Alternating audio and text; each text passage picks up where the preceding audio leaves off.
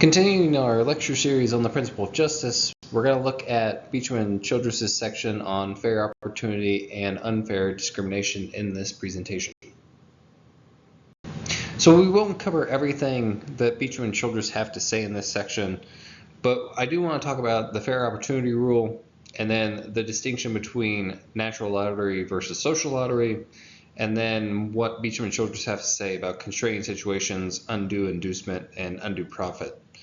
Before moving on, though, I just wanted to point you to the cartoon here because I really like it, so be sure to pause the video and check it out. Let's begin with the fair opportunity rule. So the idea behind the fair equality of opportunity is that individuals should not receive social benefits on the basis of undeserved advantageous properties and should not be denied social benefits on the basis of undeserved disadvantageous properties because they are not responsible for these properties. To really unpack what's going on here, we probably need the concept of a lottery, but we'll talk about that on the next slide. Instead, I just want to briefly talk about this analogy to education that Beecham and Childress present. It's on page 263 of the 7th edition. So the analogy to education goes something like this, right?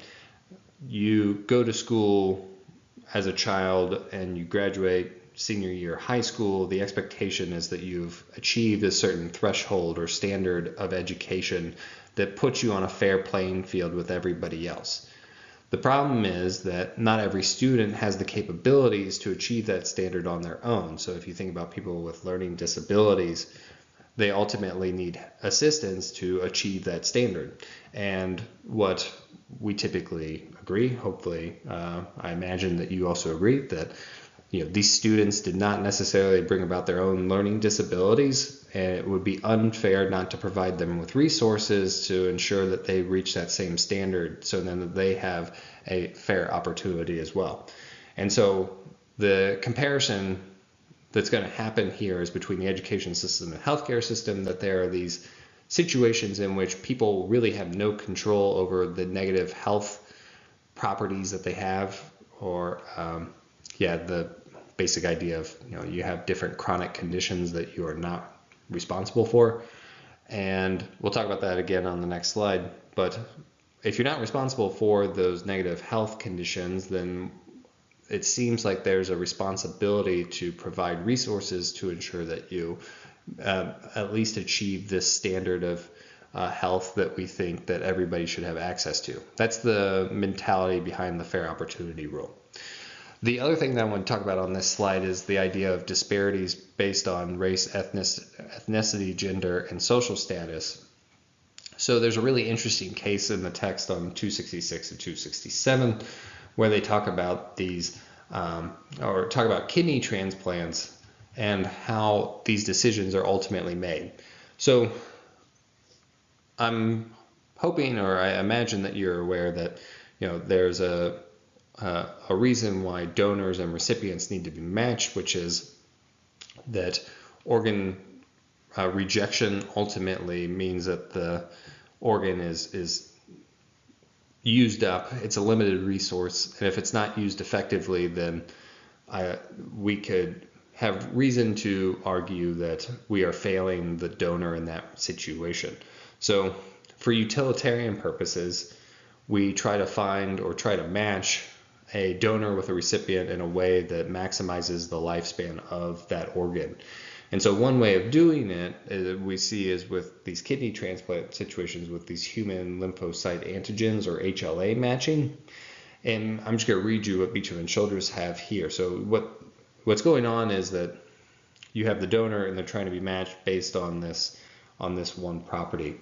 And they say assigning priority to tissue matching and giving less weight to time on the waiting list and other factors has been shown to produce disparate effects for minorities, meaning that minorities are less likely to receive one of these kidney donations. They continue, most organ donors are white. Certain HLA phenotypes are different in white, black, and Hispanic populations, and the identification of HLA phenotypes is less complete for blacks and Hispanics, yet non-whites have a higher rate of end-stage renal disease and are also disproportionately represented on dialysis rolls. So what's going on here is what seems to be a very quality reason for making this decision about who ultimately receives a donation, these HLAs, right? Because we want to make sure that the organ is being used in the best way possible. However, at the same time, it's a way, or sorry, the system that ultimately decides how these donations are distributed is surreptitiously rigged insofar as that there's less knowledge about the HLAs within different minority groups. Also, most organ donors are of a particular group, and yet other groups are the ones who are disproportionately the ones who experience the disease, or at least at a different rate.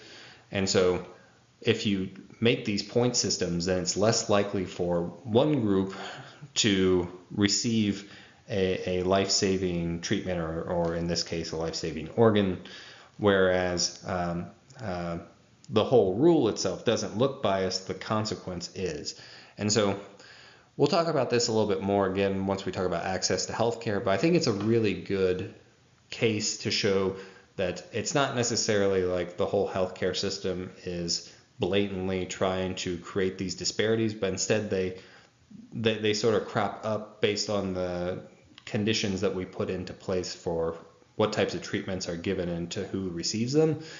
But I do also want to stress that Beecham and Childress do make a note here that disparities in use do not always amount to injustices. So sometimes there are just disparities in how or in access, because certain groups will need greater access to them and others won't. But every time that you find these disparities, it should require some close scrutiny to determine whether or not that there's some underlying discrimination that's going on that's creating an injustice. And so they go on to note that in some disparities there is both overutilization by some groups and underutilization by others. And normatively, the tension between maximizing utility and providing fair opportunity persists. Now let's look at lotteries. So lotteries are all about chance, and in the healthcare setting we like to differentiate between two different types of lotteries. The first one is a natural lottery, which concerns the distribution of advantageous and disadvantageous genetic properties. So think about individuals who are born with genetic diseases. They have no control over those diseases, yet they're going to face different hardships than people who don't have those genetic diseases. So that's part of the natural lottery. But the other type of lottery is a social lottery, and these are tied to socioeconomic conditions that we don't really have control over when we're born either. So this is the distribution of assets or deficits via family, property, school systems, tribal affiliation, government agencies, and the like. And depending upon the situation which you're born into can definitely limit the type of opportunities that you have access to. And so this is where Rawls's fair opportunity idea is coming into play and used as a rule of redress. So it's supposed to compensate for these disadvantages if people have them, to ensure that they are given a fair opportunity to participate or experience the world as what we deem as the appropriate threshold. But as Beecham and Childress say, there's obviously some point in which, or some point in the process of reducing inequalities that we have to ultimately stop, because it's not like we can make everybody have a fair or the same experience in life. But I think Beecham and Childress make an important point here. They say libertarians rightly stress that limited resources will constrain the implementations of this rule from Rawls, but they go too far when they maintain that some disadvantages are merely unfortunate, whereas others are unfair and therefore obligatory and justice to correct. As they go on to say, there's no bright lines that distinguish between unfair and unfortunate, and so this fair opportunity without reference to welfare makes for an inadequate account of justice. So to sort of wrap this up into a nicer, neat, digestible idea or cogent idea, right? The idea is that these lotteries create inequalities that people have no control over. You just are either fortunate or you're unfortunate in how you're dealt a certain hand. But it seems that the fair opportunity rule should ultimately address the inequalities here to ensure that there isn't an injustice happening. And this distinction between fortunate and unfortunate versus unfair and fair, I think Beecham and Childress are correct in criticizing or raising this concern that it becomes a way in which we can allow injustices to persist, even though it's clear that we can't equal the whole playing field or equal the experiences of life in such a way to completely compensate for these different lotteries. I want to finish by looking at this section on vulnerability, exploitation, and discrimination. So Beecham and Childress begin by talking about economically disadvantaged persons as being more likely to participate or volunteer in especially research trials that carry certain risks. We've talked about this before about different vulnerable groups.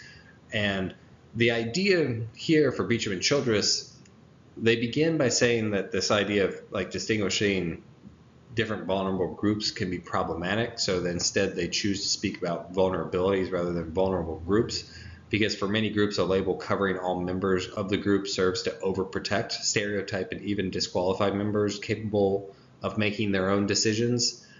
They also say that there's a tempting strategy to protect the interest of the vulnerable groups, but it would ultimately exclude them economically or exclude them from these opportunities that they would otherwise have access to. So it leads into these three different types of situations.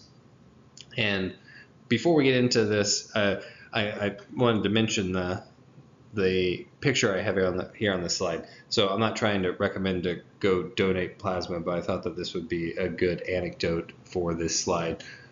When I was in graduate school, obviously you don't get paid very much. It's not a very lucrative occupation for the 5 to 7 years that you're in it, just if you were curious. And so I donated plasma for 5 to 7 years as a way to sort of make some extra cash while I was going through grad school. And I sort of fit this mold, and I mean, a lot of other people do as well, insofar as like you're needing to make some extra money and you're going to graduate school. It's not like you can take on a full-time job and still, well, some people do, and kudos to them. But this was a way in which I was incentivized to do it because I could make more money and pay for my groceries and stuff like that. So that's my anecdote about situations in which, like, yes, if you are in a poor financial situation, sometimes these opportunities can be appealing, and they typically take it, I don't want to say take advantage, but they appeal more to specific vulnerabilities, especially if you're not as financially secure like I wasn't when I was in graduate school. So I think Beecham and Childress's point here about just saying that we have to protect vulnerable groups sort of overrides their autonomy to make their own decisions, because I was aware of the risks that are associated with it and I was able to make some extra money. So it helped me out in a way that I was willing to take on those risks in a certain way. Not that there are too many inherent risks with donating plasma, but still there is a certain crowd that those opportunities appeal to, and they're usually ones with certain vulnerabilities. So that's my anecdote. But back to what's in this section here, we get these three different types of situations. The first one, Beecham and Childress call constraining situations, and this is when a person feels controlled by the constraints of a situation. So the prospect of another night on the streets or another day without food can constrain a person to accept an offer to participate in research, just as such conditions may constrain a person to accept an unpleasant or risky job that the person would not otherwise accept. So if you were to take on a job that you knew had health problems connected to it, right? Because the pay was too appealing. That could be a situation in which you have these sort of constraining influences. The second type of situation is an undue inducement. So monetary payments and related offers such as shelter or food give rise to this problem or these problems of justice. So inducements become increasingly problematic as risks are increased, more attractive inducements are offered, the subject's economic disadvantage is greater, and so the presence of an irresistibly attractive offer is a necessary condition of undue inducement. It also involves a person's assumption of a risk of harm that he or she would not ordinarily assume. So inducements here, think about like receiving a lot of money or say food, shelter, such as that. Those types of gifts, in scare quotes, to encourage participation here. So those would be undue inducements. And then finally, you have undue profit, which is sort of the reverse side of this undue inducement. So imagine that a research study is going to make tons of money and they only give a little small sliver of it when they could definitely afford to offer more. This is the idea that subjects in research receive an unfairly low payment, while the sponsor of research garners more than is justified. And so problems related to undue inducement and undue profit resist any like tidy solution. To deny persons the right to participate in clinical research on grounds of the potential exploitation can be overly paternalistic and also demeaning, as well as economically distressing. So this goes back to my point about my plasma story, where you don't want to infringe on somebody's autonomy when they can weigh the risks themselves and make a decision on their own behalf. But at the same time, obviously, there are certain vulnerabilities that can be exploited, especially in these research settings. So it's another case in which it's important to be aware of the problem so you can be able to analyze it, critically reflect about it, and formulate your own reasons for acting in one way or another. So let's summarize what we've talked about in this lecture. The first thing that we did was we outlined the fair opportunity rule, which states that no one should ultimately receive benefits on the basis of undeserved advantageous properties or be denied benefits due to undeserved advantageous properties that they themselves are not responsible for. Then we looked at disparities that could occur in the healthcare field that are rooted in race, ethnicity, gender, or social status. And we talked about the kidney donation case and how it's not necessarily true that all disparities indicate discrimination, because there is also overutilization and underutilization. However, in any situation where these disparities exist, they obviously require some pretty close scrutiny to ensure that discrimination is not happening. But obviously we did a very short flyby. We'll do more on that subject a little bit later in the semester during our week on access to healthcare. Then we differentiate between natural lotteries and social lotteries. Natural ones are connected to genetic conditions, whereas social lotteries are typically connected with socioeconomic circumstances beyond the person's control, like when you're born into a family of a certain social standing. And then finally, we were just talking about vulnerable groups, and they're likely to be exploited in research. And it might be better to talk about vulnerabilities rather than the groups themselves, because it becomes it might lead to overprotection, stereotyping, and also disqualify members from making their own choices. But still, the whole idea of these vulnerabilities is that they might become exploited for profit in a number of ways. We talk about constraining situations, undue inducement, and undue profits.